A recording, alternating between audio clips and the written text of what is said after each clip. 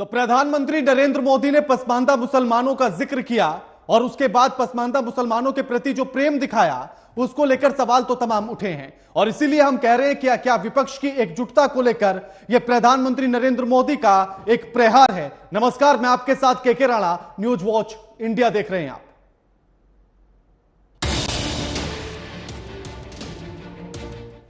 ये vote bank की राजनीति करने वालों ने हमारे जो पसमानदा मुसलमान भाई बहन हैं उनका तो जीना भी मुश्किल करके रखा हुआ है।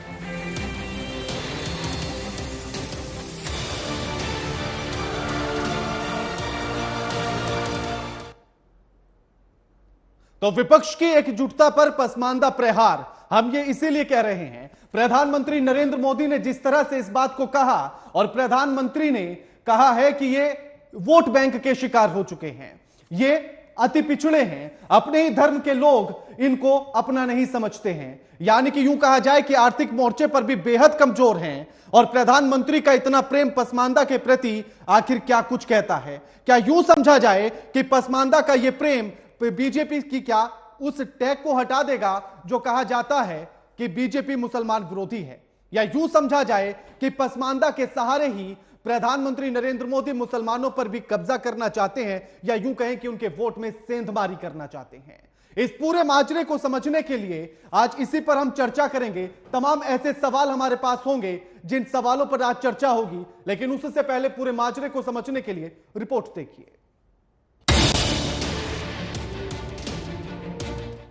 ये वोट बैंक की राजनीति करने वालों ने हमारे जो पसमानदा मुसलमान भाई बहन हैं उनका तो जीना भी मुश्किल करके रखा हुआ है। चुनाव आने वाले हैं जनाब, चुनाव। अब जब नेता आपके हित की बात करने लगे तो समझ लो कि चुनाव जल्द हैं। कई राज्यों में साल के अंत में चुनाव होने हैं, फिर लोकसभा चुनाव और उसके बाद फिर कुछ अन्य राज्यों में चुनाव। मध्य प्रदेश, छत्तीसगढ़, राजस्थान में चुनाव होने हैं साल के अंत तक। अब ऐसे में प्रधानमंत्री नरेंद्र मोदी ने भोपाल में वंदे भारत की सौगात दी और चुनावी शंखनाद भी कर दिया, पसमानदा मुसलमानों का जिक्र कर दिया। और मैं देखता हूं कि जो हमारे पसमानदा मुसलमान भाई बहन हैं, ये वोट बैंक की राजनीति करने वालों ने हमारे जो पसमानदा मुसलमान भाई बहन हैं उनका तो जीना भी मुश्किल करके रखा हुआ है। वो तो तबाह हो गए, उनको कोई फायदा नहीं मिला है। वे कष्ट में गुजारा करते हैं, उनकी आवाज सुनने के लिए कोई तैयार नहीं है। प्रधानमंत्री ने पसमानदा मुसलमानों का जिक्र ही नहीं किया, ये भी समझ लीजिए कि विपक्ष की एकजुटता का तोड़ निकाल लिया है। पसमानदा मुसलमानों को बेचारा खुद के धर्म में ही सम्मान न मिलना राजनीति से वोट बैंक का शिकार बता दिया। उनके ही धर्म के एक वर्ग ने पसमानदा मुसलमानों का इतना शोषण किया है, लेकिन इसके ऊपर कभी देश में चर्चा नहीं हुई। जो पसमानदा मुसलमान है उन्हें आज भी बराबरी का हक नहीं मिलता, उन्हें नीचा और अछूत समझा जाता है। पसमानदा को साध लिया तो सोच लीजिए कि 5 राज्यों की 190 सीटों को साध लिया है, जिसमें यूपी, बिहार, झारखंड, पश्चिम बंगाल, असम अहम है, जिसमें पसमानदा वोट हार और जीत को तय करता है। पसमानदा मुसलमान मोची होते हैं, भिस्ती होते हैं, जोगी होते हैं, लालबेंगी होते हैं, भटियारा होते हैं, मिरासी होते हैं, दफाली होते हैं, मुकेरी होते हैं, मदारी होते हैं, जुलाहा होते हैं, लंबाई होते हैं, बेदा होते हैं, बामणिया भी होते हैं, छिया होते हैं, लहरी होते हैं, हल्दर होते हैं, सिकदर होते हैं, कितनी ही जातियां। आप चाहे तो प्रधानमंत्री नरेंद्र मोदी के इस बयान को मुसलमानों का जातीयकरण भी मान सकते हैं, अब बीजेपी का पसमानदा मुसलमानों से प्यार का कारण भी समझ लीजिए। पसमानदा पर बीजेपी का फोकस क्यों? उत्तर प्रदेश, बिहार, झारखंड, पश्चिम बंगाल, असम में पसमानदा का दबदबा। उत्तर प्रदेश में 30% मुस्लिम पसमानदा, 65 लोकसभा सीट पर निर्णायक भूमिका में पसमानदा। बिहार में 40 में से 15 सीटों पर हार जीत तय करते हैं। 15 से 70% बिहार की 15 सीटों पर पसमानदा। पश्चिम बंगाल, झारखंड और असम में भी कई सीटों पर निर्णायक। भारत के कुल मुसलमानों में 25% पसमानदा। भारत सरकार की नीतियों का लाभार्थी पसमानदा मुसलमान सबसे ज्यादा। विपक्ष की एकजुटता पर पसमानदा प्रहार, मुसलमानों को जातियों में बांटने की रणनीति। उत्तर प्रदेश के रामपुर और आजमगढ़ के चुनाव में मिली जीत के बाद बीजेपी की पसमानदा से लगी उम्मीदों को पंख लग गए। लेकिन देखना होगा कि आखिर बीजेपी की उम्मीद कितनी पूरी होती है और सीटों पर समीकरण क्या कुछ बनते हैं। Bureau report, news watch India.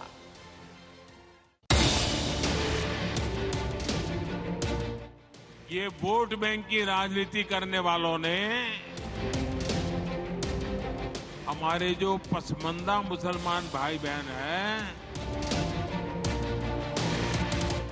उनका तो जीना भी मुश्किल करके रखा हुआ है।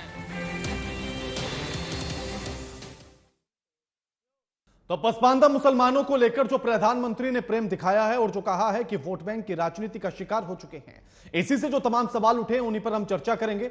हमारे साथ जो मेहमान जुड़ गए उनका परिचय आपसे करा देते हैं।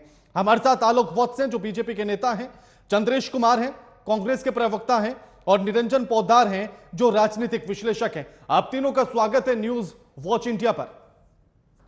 आलोक वत्स जी, ये जो पसमानदा को लेकर जो प्रेम बीजेपी का उमड़ा है, कहा तो यूं जा रहा है कि वोट बैंक की राजनीति का शिकार ये हुए हैं, लेकिन शिकारी कौन है?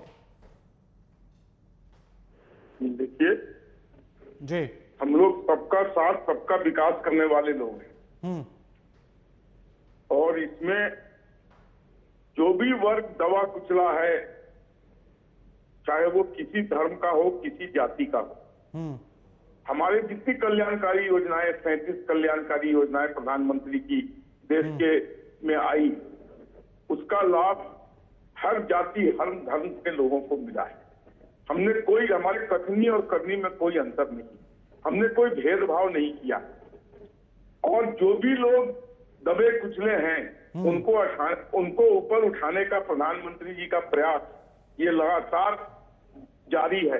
इस बार उनकी नजर कुछ दिनों से पसमानदा पर मुसलमानों पे है जो काफी बुरी हालत में है, जिनको आज तक सिर्फ इस्तेमाल किया गया है।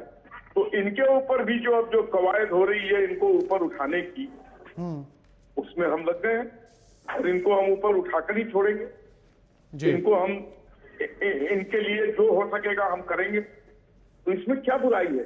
हम किसी की अपलिफ्टमेंट कर रहे हैं, किसी को दबा कुचल तो नहीं रहे हैं, किसी को ऊपर उठाना क्या गुनाह है? हमारे ऊपर तो बराबर ये उंगली उठती थी कि ये मुसलमान को अछूत समझते हैं। तो आज अगर मुसलमान को हम गली लगाने के लिए तैयार है तो क्या हम कोई गलत काम कर रहे हैं? जी, मैं ये पूछना चाहता हूं। ठीक है। हाँ चंद्रेश जी, उनका कहना है कि हम तो जो भी किसी भी जाति का, किसी भी धर्म का हो, अगर वो दबा है, अगर वो पिछड़ा है, तो उसको हम उठाने की कोशिश करेंगे और वही प्रयास हम कर रहे हैं। निस्संदेह भारतीय जनता पार्टी की राजनीति मुसलमानों के विरोध में शुरू होती है और अंत भी विरोध में ही होता है और ये लगातार देश में सांप्रदायिक ध्रुवीकरण करने की कोशिश करते हैं। पसमानदा मुसलमानों की बात करना इनका मात्र एक छलावा है।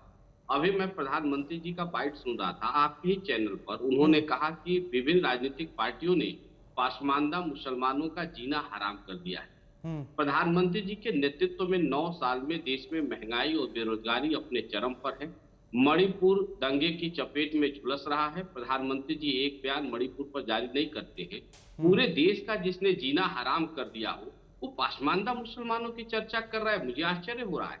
और पिछले 9 सालों में केंद्र में मोदी जी की सरकार है और 6 साल से उत्तर प्रदेश में योगी जी की सरकार है।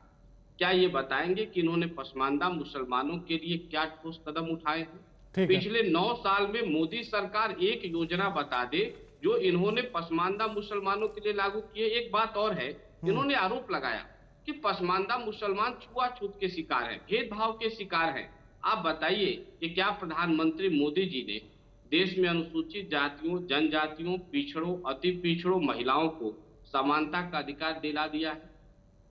क्या इन्होंने दिला दिया है?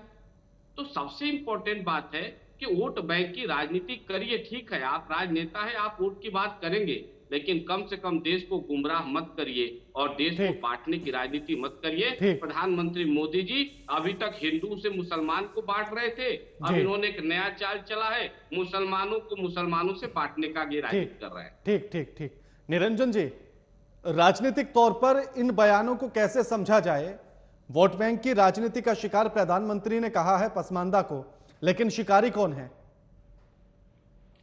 देखिए राणा जी, निश्चित रूप से पसमानदा मुसलमानों का एक वो तबका है जो शुरू से हाशिए पे है, आर्थिक रूप से भी हाशिए पे है, शैक्षणिक रूप से भी हाशिए पे है और सामाजिक रूप से भी हाशिए पे है। लेकिन जिस तरीके से भारतीय जनता पार्टी कहूं या नरेंद्र मोदी जी के द्वारा अब ये पसमानदा मुसलमानों के प्रति एक प्रेम जागृत हो रहा है, या यूं कहें कि पिछले कुछ समय से हम देख रहे हैं कि इनका झुकाव पसमानदा मुसलमानों को लेकर, अगर इनकी कोई राजनीतिक रणनीति है मैं उसके बारे में कुछ कह नहीं सकता, लेकिन वास्तव में मेरे हिसाब से यहाँ पे जाकर के नरेंद्र मोदी जी बहुत बड़ी त्रुटि कर रहे हैं। क्योंकि हमारे यहाँ एक कहावत है, कभी भी आपने भी सुनी होगी राणा जी, कि आधा छोड़ पूरे को धावे जी, आधा छोड़ पूरे को धावे, ना आधा और ना पूरा पावे।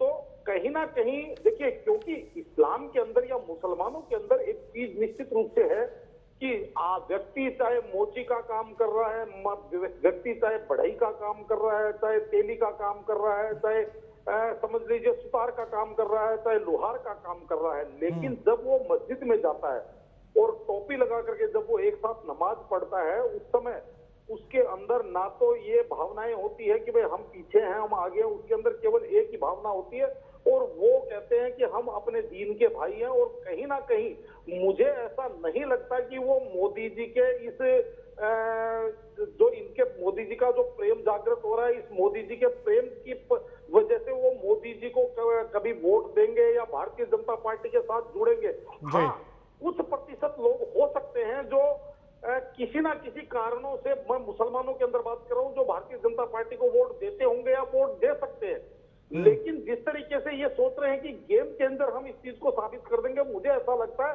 कहीं ना कहीं इसके अंदर इनको ऐसा ना हो जाए कि जो इनका कोर वोट बैंक था वो भी कहीं ना कहीं निराश हो और बूथ तक ना जाए, और कहीं ना कहीं ऐसा ना हो कि भारतीय जनता पार्टी 2024 में उस चीज को लेकर के नुकसान में आ जाए। मेरा तो यही मूल्यांकन कहता है। ठीक है, ठीक है।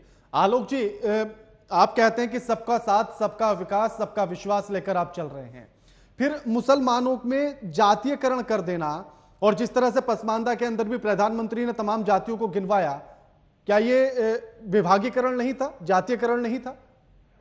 देखिए, विभागीकरण प्रधानमंत्री ने थोड़ी किया है, ये तो पहले से है।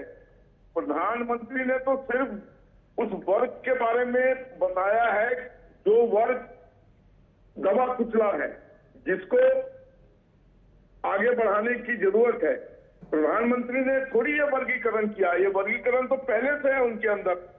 इसको हमने सिर्फ उजागर किया है कि ये लोग हैं जिनको हमें ऊपर उठाना है हाशिए से, ये जो दबे कुचले हैं जिनको अभी तक नहीं तो लेकिन आलोक जी, पिछले 9 साल से आपकी सरकार, 9 साल बाद आपको याद आया कि अरे ये तो दबे कुचले रह गए थे। आलोक जी, आलोक जी, आवाज आ रही है आपकी? आ रही है। हाँ आलोक जी, मेरा सवाल ये है कि 9 साल तक आपकी सरकार रहती है, आपको लास्ट के साल में आकर याद आता है कि अरे तो दबे कुचले रह गए थे, इनको भी तो उठाना है हमें। देखिए, एक चीज आपको बता देते हैं राणा जी, ये बात बहुत दिनों से हो रही है, ये आज नया नहीं हुआ है। पसमानदा मुसलमानों की बात हम काफी दिनों से कर रहे हैं और अब समय आ गया है जब उसको हम, अभी तो 1 साल दूर है चुनाव में, चुनाव से इसको जोड़ के आप हर चीज को क्यों देखते हैं? हम अगर किसी वर्ग को ऊपर उठाने की कवायद कर रहे हैं तो क्या इसमें कोई गलत काम कर रहे हैं? नहीं, ये टाइमिंग से सवाल उठता है आलोक जी, सवाल उठता है टाइमिंग पर कि जब लोकसभा चुनाव में 1 साल बचता है, मध्य प्रदेश, राजस्थान और छत्तीसगढ़ में कुछ समय रहता है चुनाव होने में, उस समय पर ये बातें आती है, इसलिए सवाल उठता है। मैंने आपसे कहा ना, हम कुछ भी करेंगे, हम उफ भी करेंगे तो हो जाए बदनाम, वो कत्ल भी करेंगे तो चर्चा नहीं होगी। विदेश में जाकर राहुल गांधी बोलते हैं कि मुस्लिम लीग सेकुलर है, और यहाँ आके उनके लोग कहते हैं कि गीता। देखिए आलोक जी मुद्दे को मत भटकाइए, क्योंकि जब ये बातें हुई थी तब उस समय पर राहुल गांधी को लेकर भी डिबेट की गई थी, तब भी चर्चा की गई थी। अब आपकी तरफ से बातें आई हैं तो इस पर भी डिबेट हो रही है, तो मुद्दे को मत भटकाइए ना। चंद्रेश जी, आलोक जी एक सेकेंड, आलोक जी जरा इनसे पूछिए कि राहुल गांधी जी ने किस मुस्लिम लीग के बारे में बात की थी, जरा ये पूछिएगा। हाँ, वो आपका सवाल मैं ले लूंगा, लेकिन मेरा सवाल आपसे ये है कि अगर पसमानदा मुसलमान साथ चले जाते हैं बीजेपी के, जो भी ये गणित बैठाया है, तो नुकसान होगा? चंद्रेश जी, अगर जो चाल बीजेपी चल रही है, जिन समीकरणों को साधने की कोशिश में है पसमानदा मुसलमान को लेकर, तो ऐसे में कांग्रेस को नुकसान होगा, ये डर तो सताता होगा। नहीं, देखिए ऐसा है कि देश की जनता बीजेपी की चाल और चरित्र से पूर्ण रूप से परिचित हो चुकी है। पूरा देश इनकी शासन व्यवस्था में अपने आप को ठगा महसूस कर रहा है।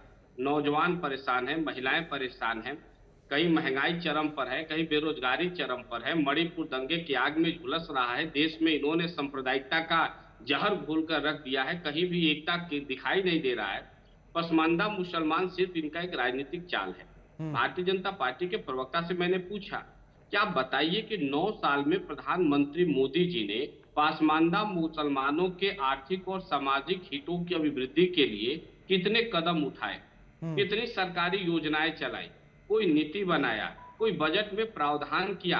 कुछ नहीं किया, सिर्फ मंच से भाषण दे रहे हैं। टेलीप्रॉम्प्टर पर पसमानदा मुसलमानों का जो वर्गीकरण किया गया उसको बोलकर वाहवाही जुटाने का काम कर रहे हैं। हम कह रहे हैं कि यदि किसी जाति, धर्म या समुदाय के लिए आपने कोई कदम नहीं उठाया और आप सरकार में हैं, आपकी सरकार में 9 साल हो गए और 9 साल में पसमानदा मुसलमानों के हितों के लिए आपने कोई कार्य नहीं किया, और जब चुनाव नजदीक है तो आपको पसमानदा मुसलमान याद आ रहे हैं। तो मुझे लगता है कि ये ध्रुवीकरण की राजनीति है और यह वोट बैंक की राजनीति करने की कोशिश प्रधानमंत्री कर रहे हैं। अभी तक हिंदुओं से मुसलमानों को लड़ाकर वोट ले रहे थे, अब इन्हें लगा कि नौजवान अब हिंदुत्व के नाम पर वोट नहीं देने वाले, वो बेरोजगारी, महंगाई और गरीबी के नाम पर वोट देने वाले हैं और इसमें भारतीय जनता पार्टी हारेगी। तो ये सोच रहे हैं कि मुस्लिम जो वोट बैंक है उसको तोड़ दिया जाए। यदि मुसलमान बिखर गए तो उसका लाभ भाजपा को मिल सकता है। मुसलमानों को भाजपा के विरुद्ध भड़काने का एक षड्यंत्र है, मुसलमानों को मुसलमानों के ही विरुद्ध भड़काने का एक षड्यंत्र इन्होंने चलाया है। मैं तो पूछना चाहता हूं कि प्रधानमंत्री मंच से बताएं कि क्या हिंदुओं में आर्थिक और सामाजिक समानता स्थापित हो चुकी है? क्या अनुसूचित जातियां, जनजातियां, पिछड़े और महिलाएं, अति पिछड़े अभी भेदभाव के शिकार नहीं है? यदि ऐसा है तो दूसरे धर्म या समुदाय के बारे में इनको बोलने का कोई हक नहीं है। ठीक तो है, चंद्रेश, ये आपका सवाल मैं पूछूंगा। हाँ चंद्रेश, आपका सवाल मैं पूछूंगा। निरंजन जी, जो समीकरण बीजेपी बैठा रही है इसको लेकर, और अगर बीजेपी का काम बने या ना बने, लेकिन वो दूसरों का तो बिगाड़ ही सकती है इस तरह से ध्रुवीकरण करके। देखिए राणा जी, मेरे हिसाब से यहाँ जाकर के भारतीय जनता पार्टी शायद सेल्फ गोल करने की स्थिति में हो रही है, क्योंकि मुझे ऐसा नहीं लगता, मुझे ऐसा लगता है कि जिस तरीके से 2014 के अंदर नरेंद्र मोदी जी विशाल बहुमत के साथ सत्ता में है और 2019 के अंदर भी जिस तरीके से तमाम, आप ये मान के चलिए कि चाहे मैं इसके अंदर बात करूं मुसलमानों की, चाहे मैं बात करूं वामपंथियों की, इनको दरकिनार करते हुए देश की जनता ने, यानी कि राष्ट्रवादी जनता ने इनको 303 सीटें देकर के सत्ता में बिठाया था। आज मुझे एक चीज ये समझ में नहीं आई कि इनका आत्मविश्वास इतना डावाडोल क्यों है। इनको ऐसा क्यों लग रहा है कि हमारे को 2024 में हम पसमानदा मुसलमानों की नैया पे बैठ करके बेहतर नहीं पार करेंगे। इनको इसका मतलब क्या हुआ? इसका मतलब इनको अपने जो लोग थे, जिन लोगों ने 2019 में इनको बैठाया, जिन लोगों ने 14 में बैठाया, जिन लोगों ने पिछले 9 साल के अंदर तमाम राज्यों के अंदर इनको सत्ता दी, क्या अब इनका उनके ऊपर से विश्वास कम हो गया, या इनको भी उनका वो कोई जो विशेष वोट बैंक है इनको भी उस विशेष वोट बैंक के अंदर इनको भी ऐसा लगने लग गया है कि भाई इन्हीं की वजह से सत्ताएं चलती हैं और उसी विशेष वोट बैंक की वजह से ही लोग देश पे राज करते हैं। तो ये चीज मुझे समझ में नहीं आती कि मतलब निरंजन जी, ये कहा जा सकता है क्या कि बीजेपी जिस तरह से मुसलमानों की तरफ जा रही है, बाकी पार्टियों को देखो तो वो हिंदुओं का रुख भी करते हैं। कांग्रेस के तमाम नेता हैं जो मंदिरों में जाते हुए नजर आते हैं, हिंदुओं की बात करते हुए नजर आते हैं। ये परिवर्तन समझा जाए? देखिए राणा जी, ये इस देश का दुर्भाग्य और इस देश के बहुसंख्यक समाज का दुर्भाग्य है कि जिन लोगों वो लोग जिस पार्टी को अपनी पार्टी समझते हैं, जिसको वो ये समझते हैं कि ये पार्टी हमारी बारे में विचार करेगी, ये पार्टी तुष्टीकरण नहीं करेगी, ये पार्टी ऐसा करेगी, उसके बाद में भी वो पार्टियां सत्ता में आने के बाद में पता नहीं उनका क्यों हृदय परिवर्तन हो जाता है। और जो आपने पूछा कि भाई जो बाकी भारतीय जनता पार्टी अगर मुसलमानों की तरफ झुकाव कर रही है और बाकी की पार्टियों के अंदर एक हिंदुत्व प्रेम जाग रहा है, तो मैं आपको एक चीज बता दूं कि जो हिंदुत्व प्रेम बाकी पार्टियों में जागता है वो केवल एक छद्म या यूं कहूं कि एक जिसको कहते हैं केवल चोला ओढ़ने वाली बात होती है। जैसे ही सत्ता में आते हैं वैसे ही वहां पे वो अपने असली रंग रूप में आ जाते हैं। इसका उदाहरण आप कर्नाटक के अंदर देख चुके हैं। कर्नाटक के अंदर अभी जुमा 4 दिन हुए सरकार बने हुए, अभी तक 4 दिन के अंदर 16 मंदिर ढाए जा चुके हैं। कर्नाटक के अंदर धर्मांतरण विरोधी कानून हटाया जा चुका है। कर्नाटक के अंदर कोई आदमी अगर किसी अति का विरोध कर रहा है, किसी तुष्टीकरण का विरोध कर रहा है, ऐसे सैकड़े लोगों के ऊपर मुकदमे लगाए जा चुके हैं। यानी कि किसी एक वर्ग को वहां पे इतना बढ़ावा दिया जा रहा है। तो ये जो केवल जनेऊ और कोट और वो जो माथे पे तिलक और मंदिरों पे जाना केवल वो एक दिखावा होता है। वो आपने दिल्ली के चुनाव में भी देखा जब हनुमान मंदिर के अंदर लोग गए थे और टीका लगा करके हनुमान चालीसा का पाठ किया था, या बंगाल में आपने देखा होगा मंच से जब चंडी पाठ हुआ करता था। लेकिन जैसे ही चुनाव खत्म, जैसे ही सत्ता प्राप्त, वैसे ही वो अपने असली रंग यानी कि वो अपने असली रूप में आ जाता है। लेकिन ये इस देश के बहुसंख्यक लोगों का दुर्भाग्य है कि भारतीय जनता पार्टी जैसी पार्टी को भी पसमानदा मुसलमानों के बिना बेहतरनी पार होने की उम्मीद नहीं है। मैं माफी चाहूंगा आज ये बात बोलते हुए। बिल्कुल आलोक जी, क्या जिस तरह से अभी निरंजन जी ने कहा कि क्या डर लगने लगा है, अपने कोर वोट पर भरोसा नहीं रहा है, और दूसरा सवाल यह कि चंद्रेश जी ने जो कहा कि क्या हिंदुओं में समानता आ चुकी है, भेदभाव खत्म हो चुका है, जो पसमानदा का जिक्र होने लगा? देखिए, कोई भी कवायद, अभी मैं पोदार साहब को सुन रहा था, कर्नाटक की बात कर रहे थे, तो कर्नाटक में इन्होंने काउ स्लॉटर चालू करवा दिया। ये इनका बहुत बड़ा अचीवमेंट। वहां पर पेट्रोल डीजल के दाम बढ़ गए, वो इनका बहुत बड़ा अचीवमेंट है। हिमाचल में पेट्रोल डीजल के दाम बढ़ गए, वो इनका बहुत बड़ा अचीवमेंट है। उसके बाद हिमाचल में अभी तक इन्होंने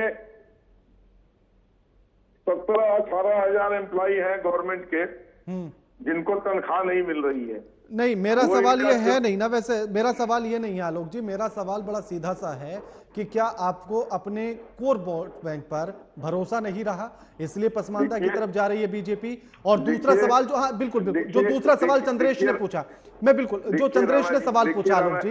देखिए राणा जी, हम राजनीति करते हैं, राजनीति में हर आदमी चाहता है कि उसका वोट बैंक बढ़े। तो अगर इसमें कोई कवायद है तो क्या ये अलोकतांत्रिक है? नहीं, ठीक है, मैं उसीलिए मैं पूछ रहा हूं दूसरा सवाल। चंद्रेश ने जो सवाल किया, उन्होंने पूछा कि क्या हिंदुओं में समानता आ चुकी है, भेदभाव खत्म हो चुका है, जो पसमानदा का जिक्र होने लगा? देखिए, पसमानदा में जिस तरीके का दबा कुचला हुआ वर्ग है, वैसा हिंदुओं में नहीं है। हिंदू में समानता तो अभी नहीं है, जातिवादी वर्गीकरण, जातिवादी पार्टियां हैं। राजद जातिवादी पार्टी है, जनता दल यूनाइटेड जातिवादी पार्टी है, अखिलेश जी की पार्टी समाजवादी पार्टी जातिवादी पार्टी है, और भी जो विभिन्न दलों की पार्टियां हैं छोटी छोटी, सबका नाम गिनाना संभव नहीं है, सब जाति पर निर्भर पार्टियां हैं। तो जातिवाद तो इस तरीके से खत्म नहीं हुआ है, लेकिन हाँ, सनातनी जाग गया है, हिंदू धर्म जाग गया है, हिंदुत्व जाग गया है, इसमें कहीं कोई संशय नहीं, लेकिन मेरा सवाल जो था वो सवाल का जवाब तो आया ही नहीं। चंद्रेश ने यह भी पूछा कि क्या 9 साल में सरकार ने कोई ऐसी योजना बनाई जिससे पसमानदा का उद्धार हो सकता था? आलोक जी, फिर से जरा एक बार रिपीट करना। चंद्रेश ने यह सवाल भी आपसे किया कि क्या 9 साल में सरकार ने कोई ऐसी योजना चलाई या ऐसी योजना लेकर आए जिससे पसमानदा मुसलमानों का उद्धार हुआ हो? देखिए, हमारी जितनी कल्याणकारी योजनाएं हैं उसमें तो कोई भेदभाव है ही नहीं, कोई धर्म जाति का भेद है ही नहीं। जो हिंदू को, एक मिनट पता था, जो हिंदू को मिला वो मुसलमान को मिला, शौचालय हिंदू को मिले मुसलमान को मिले, घर हिंदू को मिला मुसलमान को मिला, ये हेल्थ कार्ड मुसलमान को मिला हिंदू को मिला। बस यही मेरा सवाल है आलोक जी। आलोक जी, मेरा सवाल यही है कि अगर सरकार भेदभाव करके योजनाएं नहीं ला रही है तो फिर स्पेशली एक वर्ग को दिखाने की कोशिश, क्योंकि ये दबा कुचला रह गया है। आपकी अगर योजनाएं सबके लिए सेम आ रही हैं, आर्थिक तौर पर वो योजनाएं मिल रही हैं, तो फिर पसमानदा को दबा कुचला किस तरह से बताया जा रहा है और उनका उद्धार क्या भाषणों से होगा? राणा जी, हर राज्य को सेंटर से मदद मिलती है, किसी राज्य को स्पेशल पैकेज भी दिया जाता है। पसमानदा पर विशेष नजर की जरूरत है, उनको एक विशेष तौर पर उठाने की जरूरत है। इसीलिए तो सवाल चंद्रेश ने आपसे पूछा ना कि अगर विशेष नजर की जरूरत हो तो विशेष योजना की भी जरूरत होगी उनको। हाँ, आएगी, योजनाएं आएंगी उनके फेवर में भी। ठीक है। पोदार जी कुछ कहना चाहते हैं? हाँ, पोदार जी।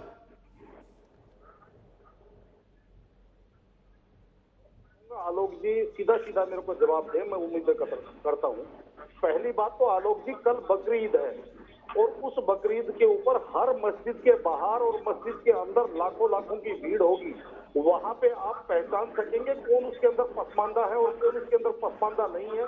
यानी कि वहां पे जब तकरीर होगी मौलाना की नमाज पढ़ाने के बाद में, उस तकरीर को पसमानदा नहीं मानेंगे और बाकी लोग मान जाएंगे, ऐसा आप उम्मीद जताते हैं। दूसरी बात, आपने कहा आप राजनीतिक पार्टी हैं और वोट प्रतिशत बढ़ाना आपका धर्म है, आपका दायित्व है, आपका कर्म है। मुझे एक बात बताइए, 2007 के अंदर माननीय लालकृष्ण आडवाणी जी ने पाकिस्तान में जिना की मजार पे जाकर के सजदा किया था और कहा था कि जिना अविभाजित भारत का सबसे बड़ा सेकुलर नेता था। तो क्या उनके वोट बैंक उससे बढ़े थे? वैसा ही वोट बैंक आप भी बढ़ाने की कोशिश कर रहे हैं। आलोक जी जवाब दीजिए।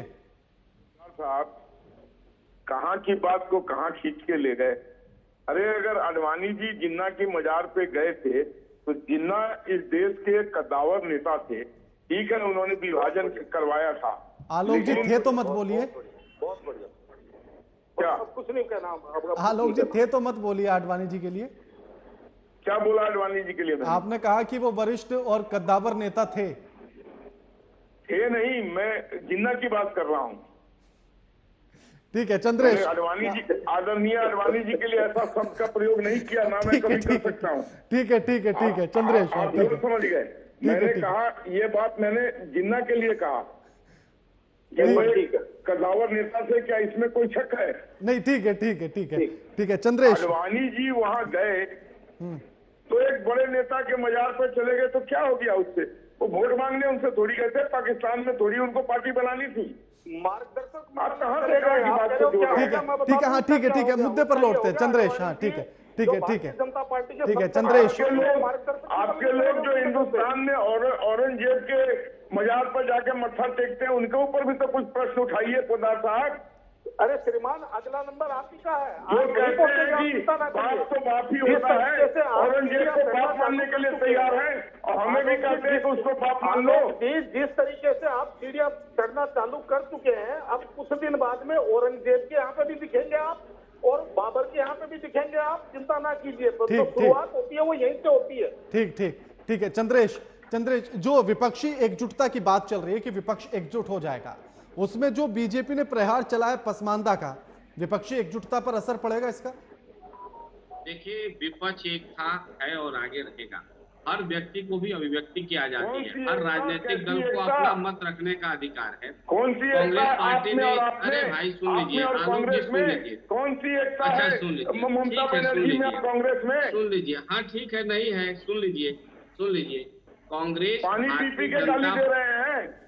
कांग्रेस भारतीय जनता पार्टी के विरुद्ध सभी सीटों पर चुनाव लड़ने की पूर्ण तैयारी कर रही है और हमारे उत्तर प्रदेश के अध्यक्ष माननीय बृजलाल खाबरी साहब ने भी कहा कि उत्तर प्रदेश के 80 लोकसभा सीट पर चुनाव लड़ने की हमारी तैयारी है।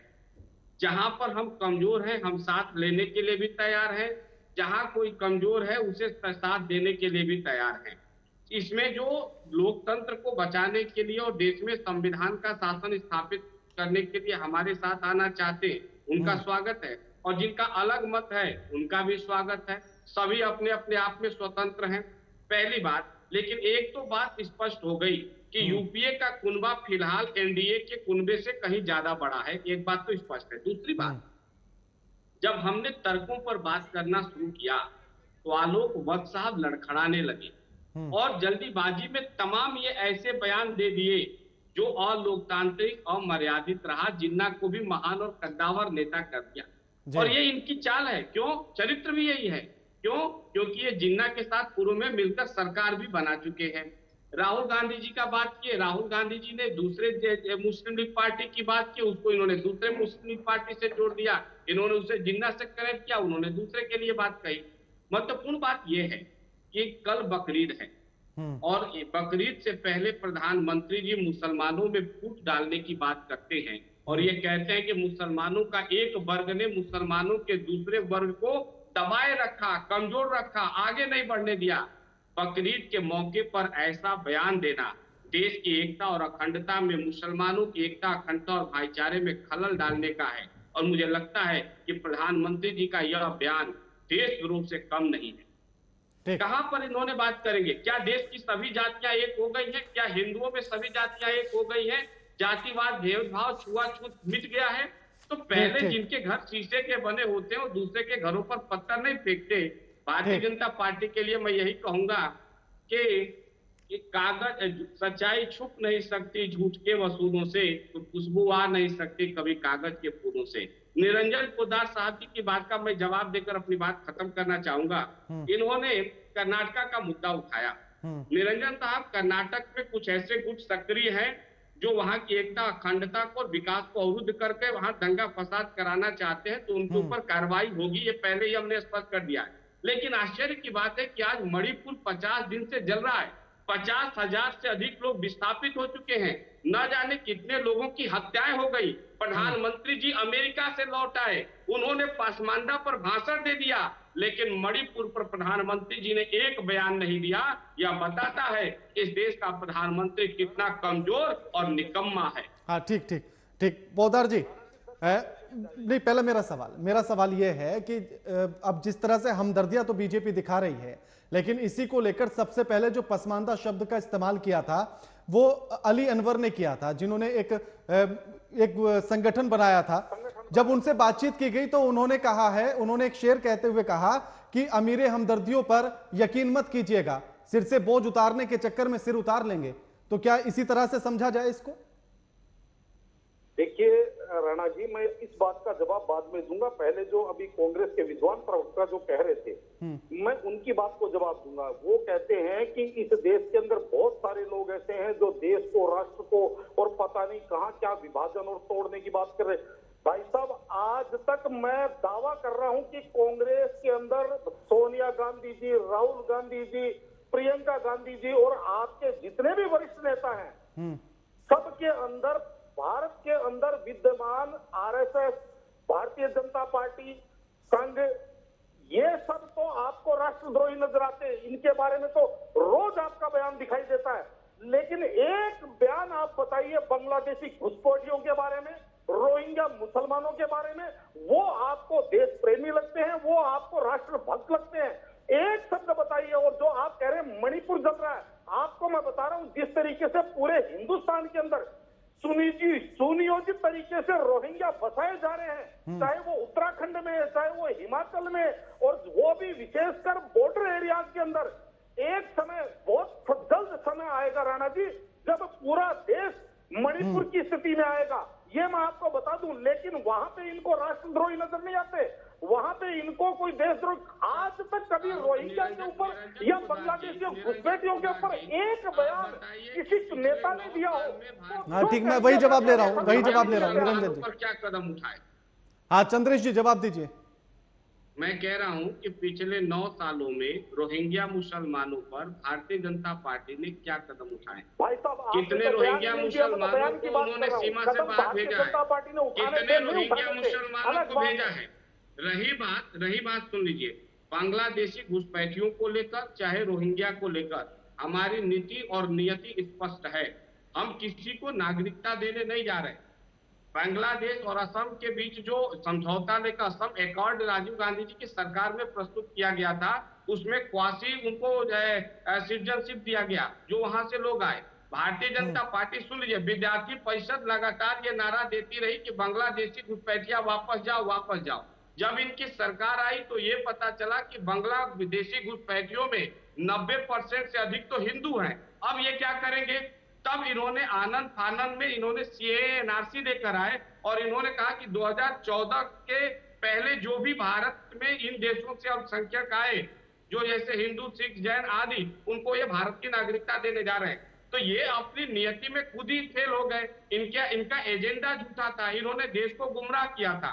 उसमें 90% ऊपर तो हिंदू थे और ये आंकड़े आए। सुन लीजिए, हम कभी भी कह रहे हैं कि हम कोई भी ऐसा कृत्य नहीं कर सकते जिससे देश की एकता और अखंडता को, आपको भी मालूम है जब देश आजाद हुआ पंजाब अलग जल रहा था, असम अलग जल रहा था, कहीं नागालैंड में मुद्दे अलग थे, तो कहीं साउथ इंडिया भाषा के नाम पर जल रहा था। देश में एकता और अखंडता कायम करना इतना आसान नहीं है। बहुत बड़ी बड़ी चुनौतियों से होकर हम गुजरे हैं और उन चुनौतियों का हमने सामना किया है। लेकिन यदि कोई आलोक जी, पार्टी हो, आरएसएस हो, विश्व हिंदू चंद्रेश जी, ठीक है, आलोक जी के पास जा रहा हूँ। देश की अखंडता को खंडित करने का कार्य करेगा तो हम मुंहतोड़ जवाब देने का काम करेंगे। राणा जी 10 सेकंड लीजिए। ठीक है निरंजन जी। हाँ भाई साहब, आप कह रहे हैं कि भारतीय जनता पार्टी ने इन पे क्या कार्रवाई करी। मैं कह रहा हूं कि भारतीय जनता पार्टी ने कुछ कार्रवाई नहीं करी, लेकिन आप आवाज उठाई आपने। मैं कह रहा हूं कि पिछले 10 वर्षों 15 आपके शासनकाल से पहले दिल्ली के अंदर 35 लाख से ज्यादा घुसपैठिए बांग्लादेशी घुसपैठिए और अब वर्तमान में 70 लाख रोहिंग्या और बांग्लादेशी घुसपैठिए यहाँ पे चारों तरफ फैलाव कर चुके हैं। आप ये मान के चलिए, आज जो जमुना खादर है वहां पे पूरा का पूरा कब्जा। कभी कोई आवाज आई आपकी तरफ से? ठीक है निरंजन जी। तो राष्ट्रभक्त है। हाँ ठीक है निरंजन वालों के ऊपर आपके रोज ठीक है निरंजन जी, ठीक है। मेरा केवल निवेदन इतना सही था कि कम से ठीक है निरंजन जी, ठीक है। आलोक जी, ये जो पसमानदा मुसलमानों को लेकर जो चाल या कहें कि जो पासा फेंका है बीजेपी ने, क्या ये विपक्ष की एकजुटता पर बड़ा प्रहार है कि अगर पसमानदा मुसलमान आ गए और बाकी लोग भी साथ में आ जाते हैं तो फिर तो सत्ता की कुर्सी साथ में ही है? देखिए राणा जी, आपको लगता है कि विपक्ष की एकता हुई है? अरे पटना में फोटो खिंचवा लिए, लिट्टी चोखा खा लिए और दिल्ली चले आए। ये जवाब दे रहे विपक्ष की। आप मुझे एक चीज बताइए, ये पटना में एक बार आप बोल रहे थे चंद्रेश जी, तो मैं आपको टोका नहीं, आप प्लीज सुनिए मेरी बात। बोलिए आलोक जी, बोलिए। पटना से दिल्ली आने के बाद केजरीवाल जी ने कहा कि अगर अध्यादेश पर कांग्रेस मेरे साथ है तो कोई बात बनेगी, अन्यथा मेरा कोई लेना देना नहीं है इस विपक्षी एकता से। ममता बनर्जी ने बंगाल में ही कहा, पटना में ही कहा कि सीपीआईएम पे अपना रुख स्पष्ट कीजिए, अगर वो साथ रहेगा तो मैं नहीं रहूंगी। अब जिस तरीके का बयान अधीर रंजन चौधरी और ममता जी के लोग दे रहे हैं, इससे साफ प्रदर्शित हो गया कि दोनों में जमीन से आसमान की दूरी है। तीसरा, फारूक अब्दुल्ला के बेटे उमर अब्दुल्ला ने पटना में कहा था, जिसको आप लोगों ने ध्यान नहीं दिया, कि आप लोग मुझे ये बताएं कि आप लोगों का क्या रुख है आर्टिकल 370 के बारे में, तभी मैं इसके साथ हूं। तो ये तो बनने से पहले ही बिगड़ने की कवायद हो रही है, तो ये एकजुटता है कहाँ? अब पुरानी कहावत है, ये कह रहे हैं कि हमारी मैरिज ऑफ कन्वीनियंस हो गई है, समय ने हमको मिला दिया, हम एक हो गए हैं। ये शादी ऐसी हुई है, हिंदू रीति रिवाज में शादी मांग में सिंदूर भरा जाता है। ये कनपट्टी में सिंदूर रगड़ के कह रहे हैं कि शादी हो गई है। ये ऐसा शादी को कोई मानता नहीं है। कनपट्टी में सिंदूर रगड़ने से शादी नहीं होती है। आपका न दिल मिला है न दिमाग मिला है। नहीं, लेकिन अगर मान लिया जाए, अगर आलोक जी मान लिया जाए कि हो जाती है, तो तब तो इसको प्रहार समझा जा सकता है। देखिए, अब ऑब्वियसली 1 से 2, 2 से 3 ऑब्वियसली थोड़ी टक्कर होगी, लेकिन हमें भी वाकवा लेते लेते मन थक गया है। आए कोई चक्कर में तो हम और मेहनत से काम करेंगे, हमारे कार्यकर्ता और जोर लगा देंगे और मेहनत की कवायद होने लगेगी। हमारे तो प्रधानमंत्री ही गामा पहलवान की तरह पिल जाते हैं, तो हम लोगों को तो पिलना पड़ेगा ही।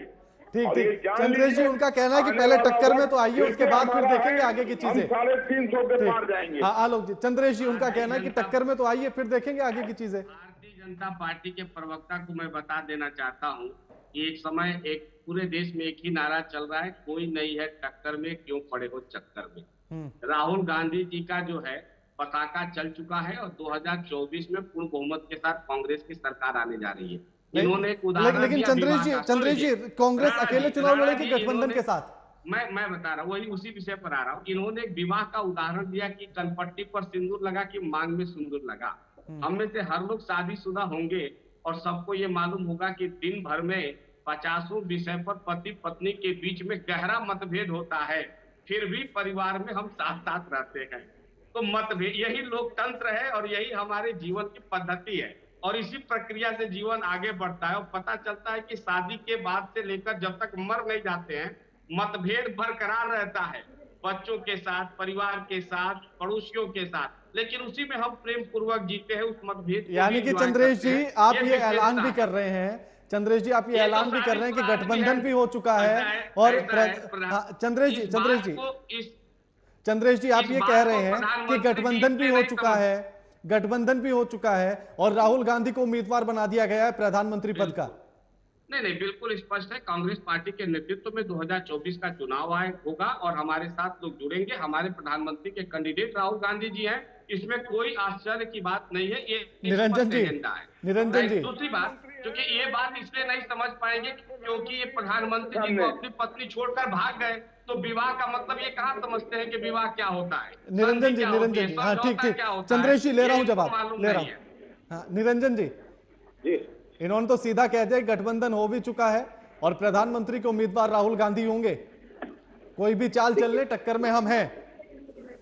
देखिए ऐसा है राणा जी, अगर इनका ये जो गठबंधन की बात कर रहे हैं, पहली बात तो ये गठबंधन अपने आप में बहुत विचित्र गठबंधन है। मैं गठबंधन के ऊपर तो मैं क्या ही बोलूं, क्योंकि उत्तर प्रदेश के अंदर अखिलेश जी कह रहे हैं कि भाई हमें स्वतंत्र छोड़ दो, कांग्रेस यहाँ से चुनाव नहीं लड़े तो हम भारतीय जनता पार्टी को हरा सकते हैं। दिल्ली के अंदर केजरीवाल जी के बारे में भी आलोक जी ने बता दिया, ममता जी के बारे में भी चर्चा होगी। देखिए गठबंधन तो यहाँ पे ये ऐसी स्थिति हो रही है, गठबंधन की कवायद कौन कर रहा है? गठबंधन की कवायद वो नीतीश कुमार कर रहे हैं जो अपने यहाँ 115 सीटों के अंदर से केवल 43 सीटें जितवा के लाते हैं। यानी कि जो ग्रह अपने कक्षा में स्थापित नहीं हो सका वो ग्रह आज मंगल के चक्कर लगा रहा है। तो कहने का तात्पर्य है कि इस गठबंधन की तो क्या ही बात करें। रही बात जो कांग्रेस वाले कर रहे हैं, देखिए निश्चित रूप से अगर मैं कह रहा हूं कि अगर नरेंद्र मोदी जी ने अगर ठान ली है कि हमें कांग्रेस को जितवाना है तो बात एक अलग है। अन्यथा मैं आपको बताऊं कांग्रेस की तो स्थिति चुनाव के अंदर 2024 की बात करें तो मैं इनको सीट वाइज इनको बता सकता हूं कि 213 सीटों के ऊपर केवल ये आमने सामने की फाइट के अंदर है। 543 में से 213 सीटें ऐसी हैं जहां पे कांग्रेस जो है वो आमने सामने की फाइट पे है। बाकी की सीटों के ऊपर कहीं पर चौथे नंबर पे, कहीं पे तीसरे नंबर पे, कहीं पे 5वें नंबर पे और कहीं पे तो नोटा से भी नीचे। तो कहने का तात्पर्य ये है कि जो पार्टी लड़ेगी ही 213 सीटों के ऊपर, लड़ती हुई दिखेगी 213 सीटों के ऊपर, तो वो पार्टी 273 कहां से लेके आएगी, मेरे को तो ये चीज समझ में नहीं आई। लेकिन हाँ, जिस तरीके से नरेंद्र मोदी जी के अंदर या भारतीय जनता पार्टी के अंदर एक समझ लीजिए नया ज्वार पैदा हो रहा है, चाहे वो पसंदा मुसलमानों का लेकर के या जिस तरीके से जो कह रहे थे कि भाई तुष्टिकरण की जगह संतुष्टिकरण वाला जो भाव पैदा हो रहा है, तो हो सकता है प्रधानमंत्री जी ने कसम खा रखी हो कि एक बार राहुल गांधी जी का भी प्रधानमंत्री, पूर्व प्रधानमंत्री, इनको भी लगवा देना चाहिए। तो हो सकता है उनको प्रधानमंत्री बनवाने का उनका मकसद हो। तो मैं तो यही बात कहूंगा। ठीक है आलोक जी, पसमानदा मुसलमानों का जिक्र अकेले क्यों करना पड़ा? क्या ऐसी योजना नहीं लाई जा सकती है जो किसी एक जाति या किसी एक वर्ग के लिए न हो, सबको साथ लेकर चला जाए और सबका उद्धार होता चला जाए, हमें किसी एक विशेष जाति या फिर धर्म की बात ना करनी पड़े?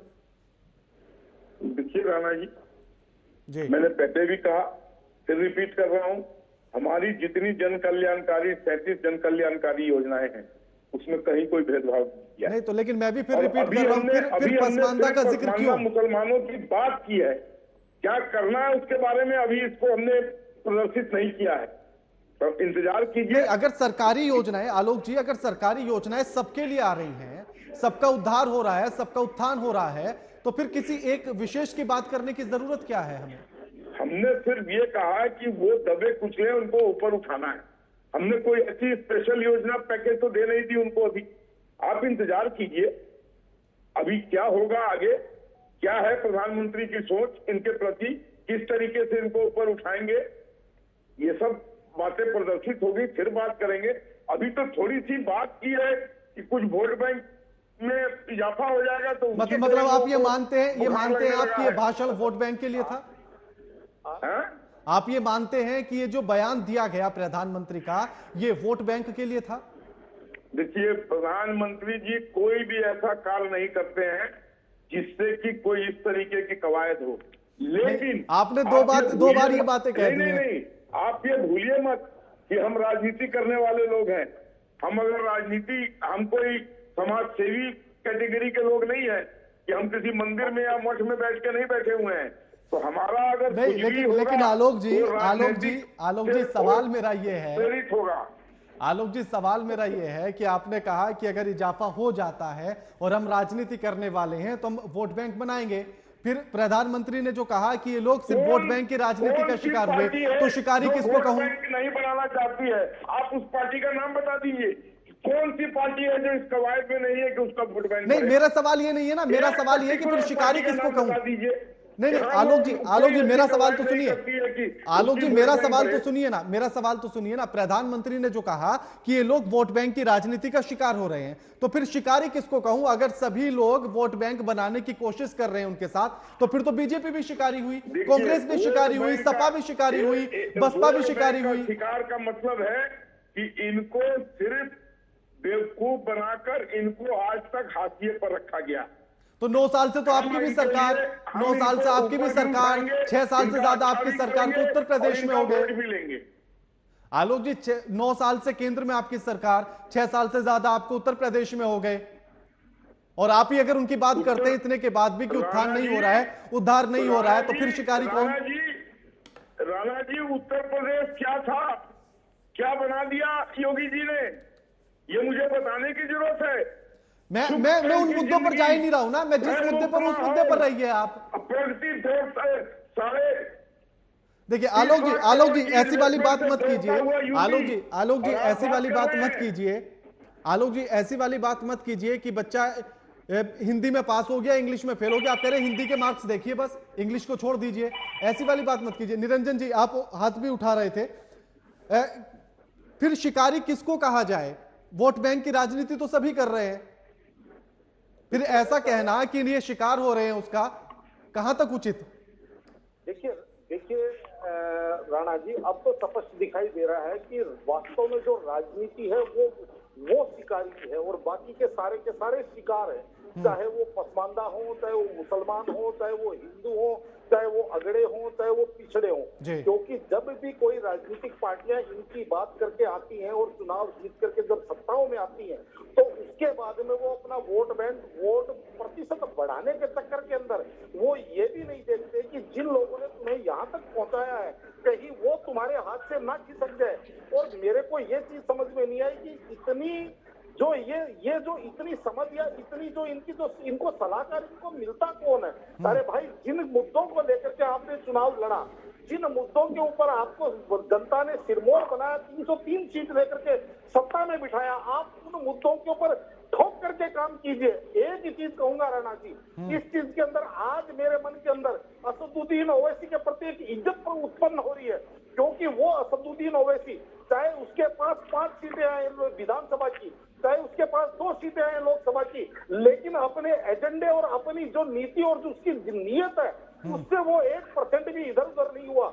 ना उसको वोट प्रतिशत बढ़ाने की उसको ज्यादा टेंशन है, लेकिन यहाँ पे हो ये रहा है, आलोक जी करें, हम तो राजनीति करने के लिए आए हैं, हमें तो वोट प्रतिशत बढ़ाना है, उसके लिए चाहे हमें नमाज पढ़नी पड़ेगी तो हम वो भी पढ़ लेंगे। तो भाई साहब, सीधी सी बात है, ऐसा देख करके तो फिर असदुद्दीन ओवैसी के प्रति अपने आप सम्मान के अंदर सर झुकता है।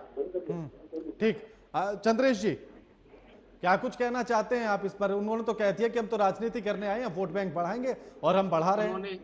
उन्होंने ये भी कहा कि हम राजनीति करने आए हैं, हम समाज सेवी नहीं है। बिल्कुल, मुझे गहरी आपत्ति है कि इस तरह का बयान जो है इस बड़े मंच पर बैठकर और आप जैसे पत्रकार के सामने भारतीय जनता पार्टी के प्रवक्ता दे रहे हैं, नेता दे रहे हैं, तो इसमें आश्चर्यजनक, मतलब मुझे गहरी पीड़ा हुई है इनके बयान से। राजनीति अपने जगह पर है, देश और समाज से ऊपर ना कोई दल है, ना कोई पार्टी है, और यदि किसी के भी किसी किस्म से नहीं, ठीक है, हम राजनीति करते हैं, लेकिन हम वोट बैंक के लिए देश की चुनाव मत लड़िए और अखंडता से खेलने वाले नहीं। मैं वही सवाल ले रहा हूँ, आलोक जी आप ही का सवाल ले रहा हूँ। चंद्रेश जी, उनका कहना है कि आप बता दीजिए कि आप राजनीति नहीं करते, आप सिर्फ समाज सेवी हैं, आप कहेंगे? हम राजनीति करते हैं, लेकिन राजनीति हमारे लिए समाज सेवा का माध्यम है, और राजनीति में हम कोई ऐसा कृत्य नहीं कर सकते जिससे हमारी कल्याणकारी योजनाएं हैं। ठीक, लेकिन हाँ ठीक है चंद्रेश, ठीक है, समय बड़ा कम है। लेकिन आलोक जी,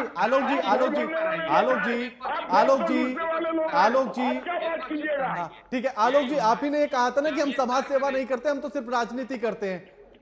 हमने ये नहीं कहा कि सिर्फ राजनीति करते हैं, हमने कहा समाज सेवा के साथ साथ राजनीति भी करते हैं। नहीं, आपने कहा कि समाज सेवा के लिए नहीं बैठे हैं, सिर्फ राजनीति करते हैं।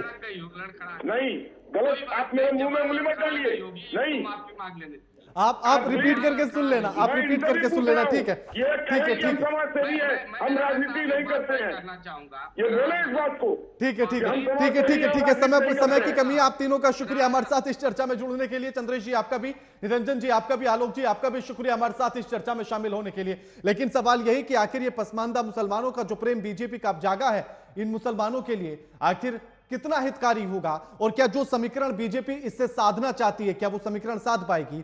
अगर समीकरण नहीं भी साध पाई तो क्या यूं समझा जाए कि बाकी पार्टियां, यानी कि मुसलमान अगर एकमुश्त किसी भी दल पर वोट कर देता है तो उसकी जीत तय हो जाती है? तो क्या उस खेल को बिगाड़ा जा सकता है? और क्या उसी के नजरिए से, उन्हीं समीकरण को देखते हुए यह बयान सामने आया प्रधानमंत्री नरेंद्र मोदी का?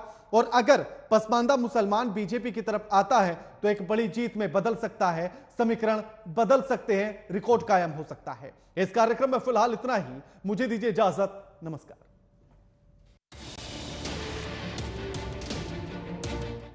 ये वोट बैंक की राजनीति करने वालों ने